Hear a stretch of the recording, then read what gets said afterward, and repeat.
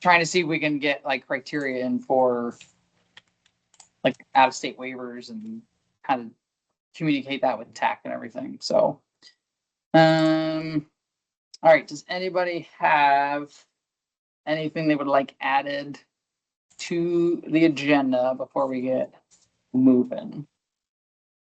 Anybody want to delete anything like most of what Lindsay makes us review? No? Just kidding. All right. Does anybody want to do? Just kidding. Lindsay. Yes. I'm gonna ask to delete the minutes from 10-2 only because I'm not seeing them on your initial email. Yeah, I realized that this morning that it actually never attached. So all good. So Delete we'll delete those from the agenda and just get them added to next month's meeting. Unless anybody's got an objection to that. Okay. I have not had a chance just yet to look at the indefinite waivers.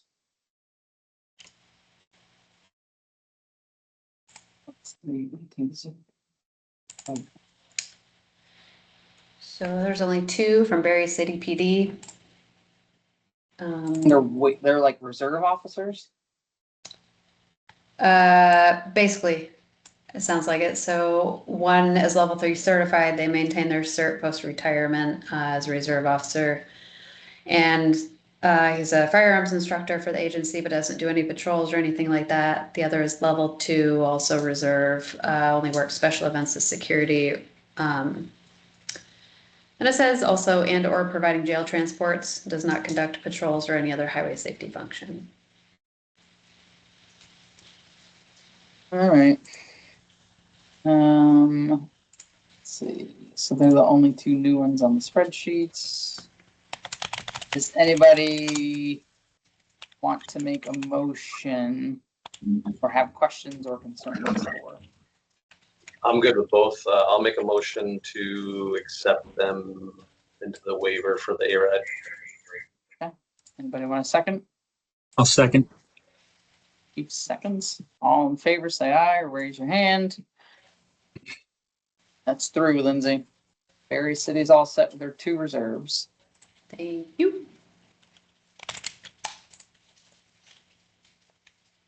And then whenever you're good, we'll hear about Bert Wheel.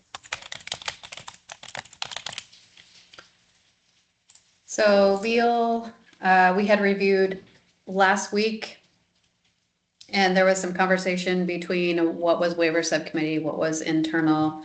I connected Mark and Chris Burkett regarding, so our internal process, basically where it landed is we deal with anything administratively that comes through and that information. So when you're voting on additional information that you see in the registration paperwork, you're actually not taking that into consideration. It's just the training portion.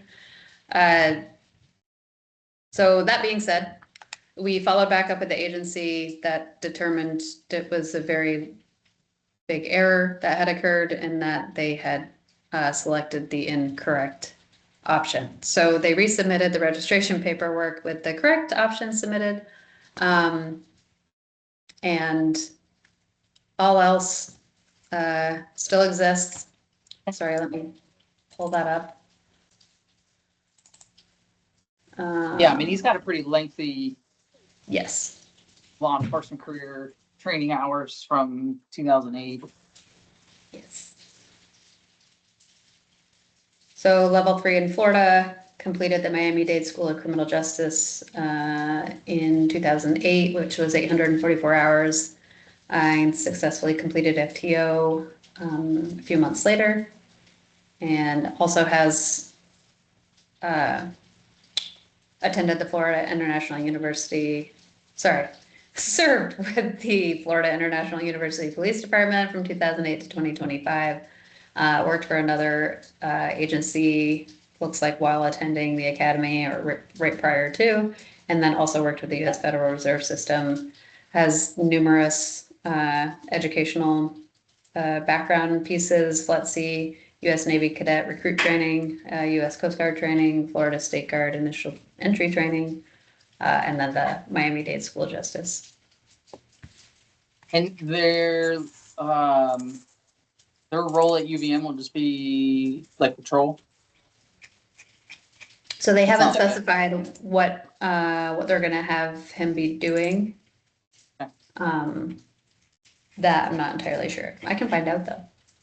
No, I think this kind of goes on what we were talking about earlier. So if we're not sure, then we kind of go with a more standard list, and if they have something in their background, they can submit a waiver request for it. Would be my thought. I don't think it should be on you guys to like track down if they're going to be administratively used or patrol used. That Gotcha. stuff should be provided. So I think without it, we move forward as this will be a patrol officer. And then they can, if there's something they don't think this person will do, then I think they can submit a request or have a conversation with the academy about not completing a portion of that requirement. Will be my thoughts. Anybody else? So again, Lindsay, I don't know if what you just said at the beginning addressed it, but I know Sheriff Anderson he had a question or was concerned about what had come back on the poly and whether our rules or bylaws that allowed us to prohibit somebody based on questionable judgment or actions or something like that. I just didn't know if that was formally addressed or if we had the authority to do that, or if we're just looking at it strictly as a request for a waiver and to approve it and what that looks like. Correct. So right now, the waiver subcommittee will just look at that training portion. And so everything within the training documents that they sent, not the registration paperwork. The registration paperwork that outlines the rule itself. Mark is working with Chris in defining what the shall and may, where the discrepancy lies. The ultimate decision there lies with the executive director on whether or not. So generally, when we've had anything similar, we do background with the agency to determine like what it was. Ultimately, it's their decision as an employing agency unless it falls under something that would be a code of conduct issue or something that would escalate further. But that piece would generally take place internally of just that follow-up information. But I do believe, I don't have Chris here today and Mark is not available, so I can't ask what their conversation ended up being, but they were going to take it to the rule level of either clarifying and defining more, or it may become an internal procedure that defines and clarifies it more. All right, thank you for that clarification. Yeah, and I'll add to that, the issue that we had, sounds like it was a clerical error anyway.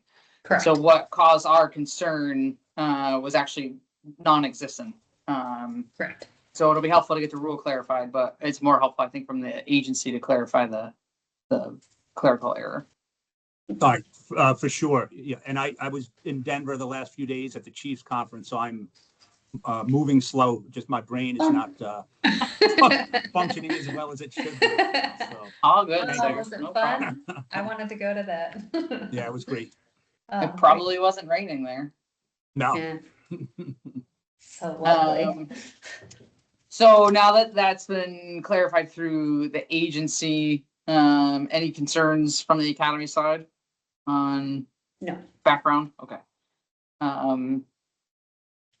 Anybody want to make a motion to either accept or reject this application? Seeing as everybody's rushing to unmute, I can make a motion to accept it. Yikes. Anybody want to second that? I'll second. Okay. All right. All in favor, raise your hand, just say aye. All right, that goes through with everybody, Lindsay. Thank you. Thank you for the extra work on that one to kind of get the clerical stuff clarified. Absolutely. Yeah, this is a course prescription I would like to hang on to follow up with the other conversation for Okay. what potential requirements look like, though.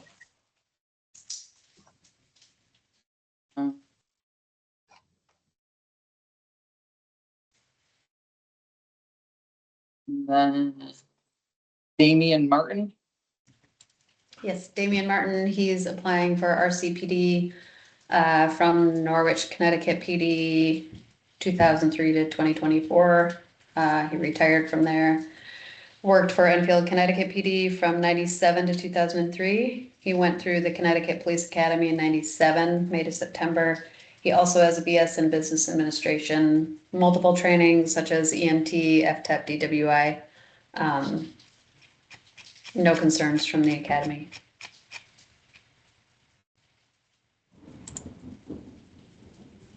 So, Make a motion to accept him as well.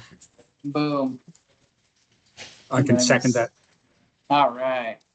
Like a well-oiled machine now. All in favor, Yeah. say aye, raise your hand. That one's through, Lindsay. Thank you. I think the only thing I would want, never mind. Nope, as I was. Sure. Yep. Okay. And then a recert request for Van Ornum. Yes. So the executive director wanted the waiver subcommittee to review this for a recommendation and what that would take. So technically by rule, this is a decision made by the executive director, but he was hoping for some sort of recommendation. This officer was previously a level 3 officer, graduated from the 100th Basic Academy. I've included the curriculum summary from that course. And then after a period of time, had left law enforcement, so law certification, came back through the level 2 academy to be recertified as a level 2, and is now requesting basically to be recertified as a level 3 to regain his original certification. So he did not go through the recertification process before. He ended up doing a level 2 and is now requesting the recertification. So went from 2015. Yeah, it's interesting that in 2019 you wouldn't have asked for that versus going through level 2. I feel like it would have been easier then in terms of course prescription and like getting him back up to speed faster. I think so. In the previous rule, if I'm remembering correctly, I have to go back, but in the previous rule in 2019, recertification, you were not able to do past a certain period. So the ED didn't even have discretion to do that. So you had to come back through the level 2. With the new rule set, it allows for discretion from the executive director to actually come to get the recertification. Generally, when we've done any research, we prescribe some sort of training that would fill a gap. His is a little bit different because he's already been a level 3 and has now basically been operating as a level 2. Yeah, so from a course, this is the first time I'm dealing with a recert request. What, I guess I'm curious what the training prescription would look like because he's an active level 2. I mean, I imagine there's coursework that he'd have to get up to speed with somewhere.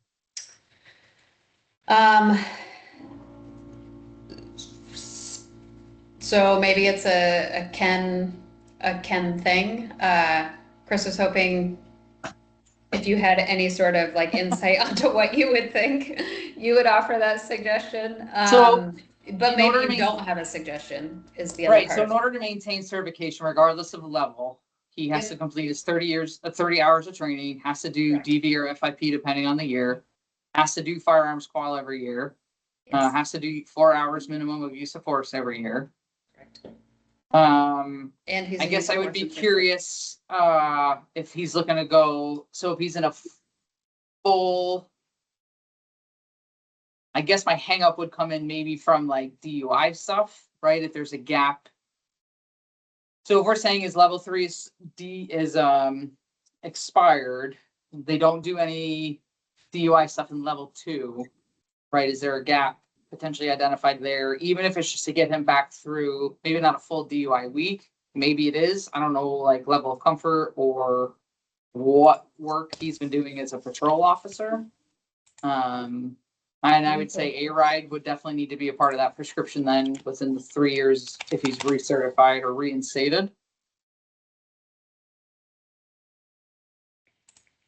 Let's see if I can pull up his current training record too. Lindsay, isn't there a path for like level 2 to level 3?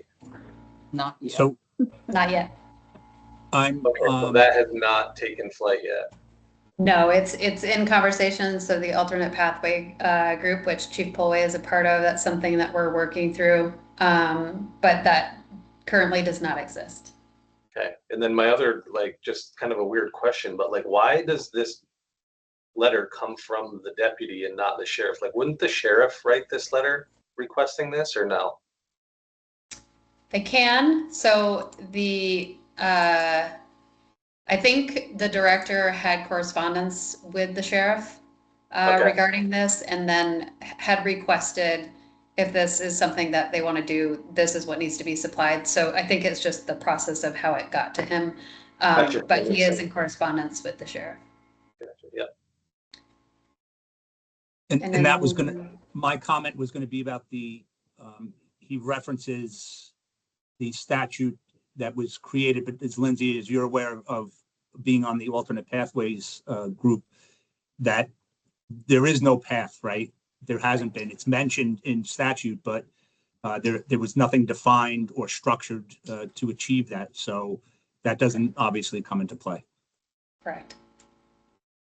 And then looking at his current like training record, so he has taken A-Ride, he has taken DUI and DMT. Sorry, I'm trying to think. See. Are those recent, Lindsay?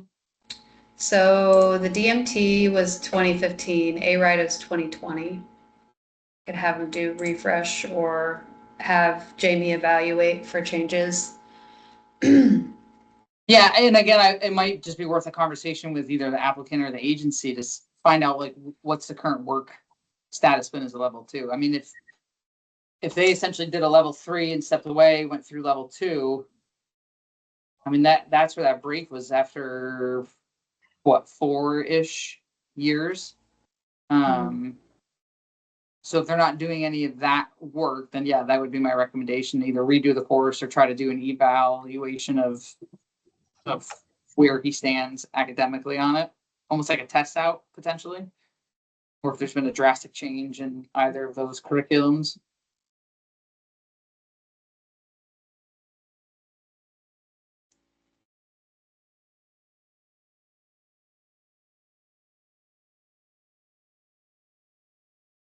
Okay. Yeah, I mean, this one's weird because he's actively working as a level 2. So I personally have not had one of these either where, and I don't believe Chris has either. So most people who request a recert have been out, and they've just been out, and we end up sending them through like the level 2 with an expanded course requirement. But his is a bit different in the fact that he's already done all that, and he's been working. yeah, So I guess I'm trying to think of what his letter just references that he's done a lot of really great things. Doesn't say. And I think I have I mean, he does, I know he's like their in-house use of force instructor. But largely I'm not certain about what he does for the agency. But I could request, like, I mean, part of the recommendation could be a request to the sheriff to provide additional information into what the scope of work is that he currently does, what they're hoping to get from him by getting this level 3, and what the need is. Yeah, I think that'll be helpful because then I imagine the requests for academics will be probably far less than what I initially was thinking it would be, and probably more just updates on maybe DUI, A-Ride stuff if they're looking to go be back in patrol. I mean, use of force seems like it's good if he's instructing it and still in good standing with the academy as an instructor. Again, firearms he's got to do every year. He's carrying a taser, making sure that's up to speed every year. So it doesn't sound like it actually will be necessarily as complicated because he has been working Right, and has been previously level 3 certified. right. So, So, I don't know. yeah, Anybody unless got there's other been a thoughts? drastic change. Was that? Just seeing if anyone else has thoughts. Yeah. Colonel looks like he's thinking. Well, I agree with Chief Bowley that, I mean, that the citing the law is great, but that doesn't currently exist, so that's kind of irrelevant in my mind.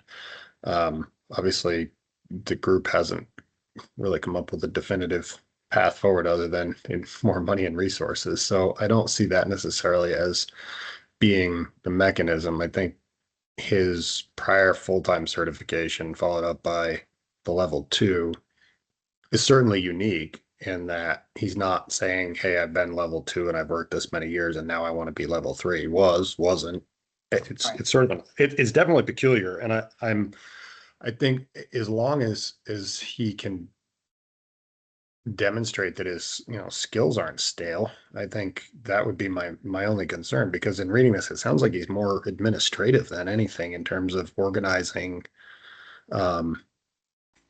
like was it, or he's like organizing court security and stuff like that. Doesn't sound like he's doing a whole lot of patrol anymore. And I mean, I will be the first to tell you that nobody wants me working patrol because my skills are stale. So that would be my one concern is where his that's my only hang up is like what's his skill set, or what's his skill level Right. at this point. Yeah, I agree. If he can test out or do something, but I think scope of duties of what he's doing now and or if he goes back full time, well, I think that's more manageable to gauge where he's got to go or what he's going to need from the course or test out option. Okay. I'll reach out and have them provide that. We can review at the next meeting. If that works. Yeah. Anybody else on that? We're good.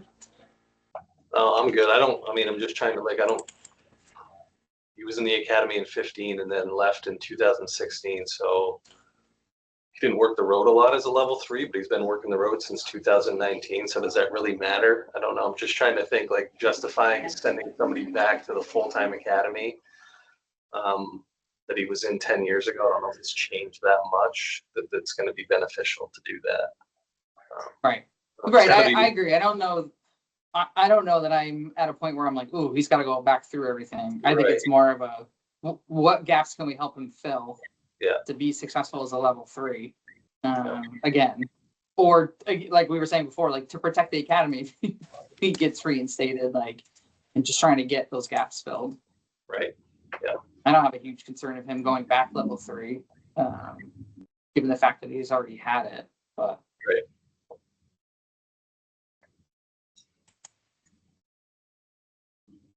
Do always enjoy a good statute referencing that's non-existent. Makes you seem smart. All right. So if we're good with that, we'll move on. You want to chat quick about meeting with TAC? Sure.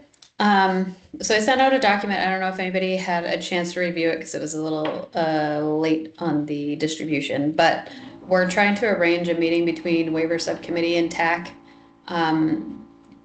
Eventually, it will end up being a discussion potentially coming from the alternate path working group for level 2 to level 3, but in conversations around that anyway, we're trying to find efficiency within the OOJ program. So hoping to have recommendations from Waiver Subcommittee on, let me just pull it up here. Do I still have it? Okay. To report any potential recommendations for criteria used when determining acceptance for OOJ candidates. Scope for provisional certification for level 3, like currently our level 3 is just you're not certified or you are certified, but OOJs have this provisional status when they come in. So part of that is, when do we grant provisional status? Do they have to take specific trainings up until that point? And then when they're on provisional status, what does that mean for them? Is it the same? Like, do they need to be under the direct control and supervision of a level 3 certified officer?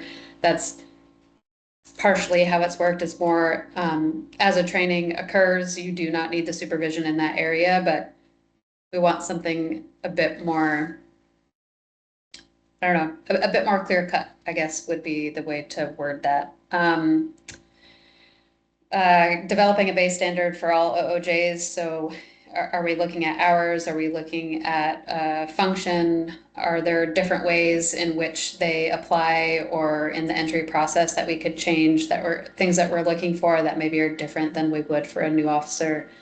Same with entry requirements, medical, PT, written entrance, whether or not we want to require that. So just looking at the entirety of the process and are there recommendations we could make in the process itself, whether it's, developing online content and doing test outs, if it's having a bulk waiver school that is just everything for everyone and they're done, or does it keep the variable process? So just food for thought, and something, given the timing of this meeting, we could pick up at the next meeting.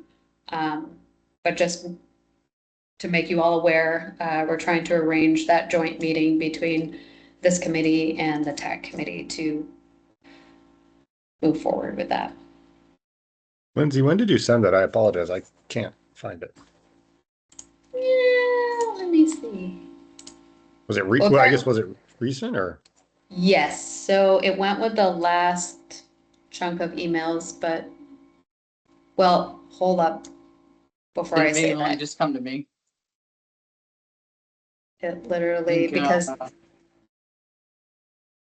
and it was very Yes. difficult for you, Chief Polway. I had to send you like multiple documents. I don't even know if you got them because your email won't let me send large files. So it was yesterday morning.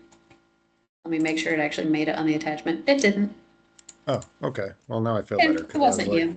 No. I was like, I have no idea what Oh, we're good. talking about here, and I'm trying You're to, I like, try and read my emails. Oh, I'm sorry. Go me. All right. So I will send that to everybody so you can have food for thought. We don't have a date set up yet, but I just wanted to give enough advance notice so we could actually have a conversation around it or what thoughts were. If you do decide to just jot down ideas and you want to send them to me, I can compile them. Don't do a reply all to the group just because that would be open meeting. So it's technically supposed to be a warned meeting. So if you have any ideas on anything that I've sent, or when I do send it, if you have any ideas and you want to send them back to me or anything, I can compile all that in advance of the next meeting. And then we could go over that to see like where everybody is with it. And so right now, Lindsay, folks are getting their provisional certification at conclusion of like the waiver academy, like a waiver class or a level 2 class, right? And then going off and doing trainings. And like, I know we've done, they'll get out of that, have to do their FTO process, their for us 45 shifts. And we prohibit them from investigating anything that they haven't been trained in yet. So if it's like a DV, they can be an assisting officer, but not like the lead officer. Right. Okay. And then they become non-provisional upon completion of all their training prescription and granted their full level 3 cert, right? Yes. Our general guidance, so like it's different from a level 2 FTO process and the fact that they always, until they're fully certified, they always have to be with someone. For OOJs, we've kind of had it been, you have this prescription, once you're granted provisional status, as you take the trainings within that, like you can't be doing anything unless you've had the training in it. So once that training has completed, you don't need to be under the direct controlled supervision. So and trying to create some of that autonomy for them, that they've already had all the years of experience to bring them to that point, but also be cognizant of the Vermont specific portions or the Vermont way. All right. Yeah, we'll get that on for our next meeting. And then if you have fun ideas, like we were talking before, there's a Vermont specific portion that can be recorded and sent out, and then they complete a test at the end. I don't think some of that stuff hurts, especially given staffing, but see what we can come up with as a potential baseline and I'm of the mindset of like, let's give a full prescription. And then again, if it's someone that we're not sure if they're administrative or gonna be patrolled, then they can come back and request a waiver to forego taking that class, like fingerprints or VIN or something. But I would almost want to put more of the onus back on the agency, back on the applicant to identify what their positions would be versus the academy trying to figure that out. It's almost having one standard course prescription with exceptions as they come up. But that's it. Anything anybody else wants to talk about? The only thing I have is I reached out to Jamie regarding the we had talked about last meeting DLL, and there was concern from their end around them getting the indefinite waiver. I reported back what we said at that meeting, and they would still like to meet just to talk over the very specifics of what they're talking about to see if that weighs in at all into the decision making. So they're not able to come to this meeting or the next meeting. But I said in a future meeting, we'll set something up, or if we all have availability at the same time. Okay. So Yeah, just we can- a heads up on that one too. Sounds awesome. Anything else? All right, anybody want to make a motion to adjourn? So moved. Motion made by the colonel. Anybody want to second that? Oh, we're fighting for it now. All right, all in favor of adjourning, say aye, raise your hand. Everybody's good to go. Thank you so much. Appreciate everybody's time. Thank you. Talk to you guys soon. Bye, Thank you. guys. Have a good day. Take care. You too.